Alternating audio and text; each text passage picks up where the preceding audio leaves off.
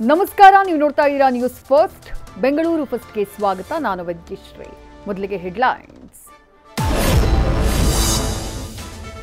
ಬೆಂಗಳೂರಲ್ಲೇ ಕುಳಿತು ಧರ್ಮದ ಹೆಸರಿನಲ್ಲಿ ಜಿಹಾದಿ ಕೃತ್ಯ. ಗುಜರಾತ್ನಲ್ಲಿ ಅರೆಸ್ಟ್ ಆದ 4 ಬಯಲಾಯಿತು ಮೋಸಗಾತಿಯ ಸತ್ಯ.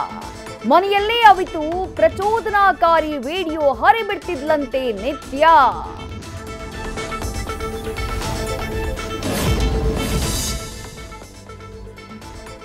ಶಮಾ ಪರ್ವೇನ್ ಲಾಕ್ ಆದ ಬೆನ್ನಲ್ಲೇ ರಾಜಧಾನಿಗೆ ಮತ್ತೊಂದು ಆಘಾತ.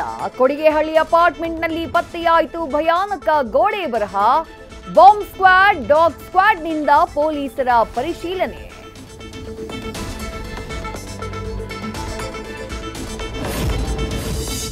ಜ್ಞಾನಭಾರತಿ ಪೊಲೀಸ್ ಠಾಣೆ ಮುಂದೆಯೇ ಒಳ್ಳೆ ಹುಡುಗನ ಆರ್ಭಟ. ದರ್ಶನ್ ಫ್ಯಾನ್ ಪೇಜ್ ಡಿಲೀಟ್ ಆಗಬೇಕು ಅಂತ ಪೊಲೀಸರ ಮುಂದೆ ಹಠ. ನಿರ್ದೇಶಕ ಎಸ್ ನಾರಾಯಣ್ಗೂ ಇದೆಯಂತೆ ಫೇಕ್ ಅಕೌಂಟ್ನ ಕಾಟ.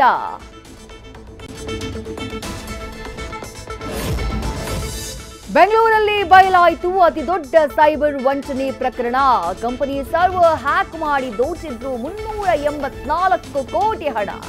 ಪಾರ್ಟ್ ಟೈಮ್ ಸಿಬ್ಬಂದಿ ಕೆಲಸದ ಹೊತ್ತಲ್ಲೇ ಎಂಟ್ರಿ ಕೊಟ್ಟಿತ್ತಂತೆ ಸೈಬರ್ ವಂಚಕರ ಬಣ.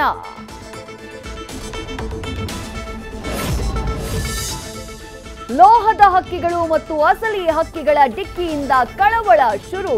ಹಕ್ಕಿ ಡಿಕ್ಕಿ ಪ್ರಕರಣದಲ್ಲಿ 3ನೇ ಸ್ಥಾನದಲ್ಲಿದೆ ಬೆಂಗಳೂರು. ಕೀಟ ಹಾಗೂ ತ್ಯಾಜ್ಯಕ್ಕೆ ಬ್ರೇಕ್ ಹಾಕೋಕೆ ನಾಗರಿಕ ವಿಮಾನಯಾನ ಇಲಾಖೆ ತಯಾರು. ನ್ಯೂಸ್ ಫಸ್ಟ್, ನಿರ್ಭೀತಿಯಿಂದ ನಿಮ್ಮ ಪರವಾಗಿ.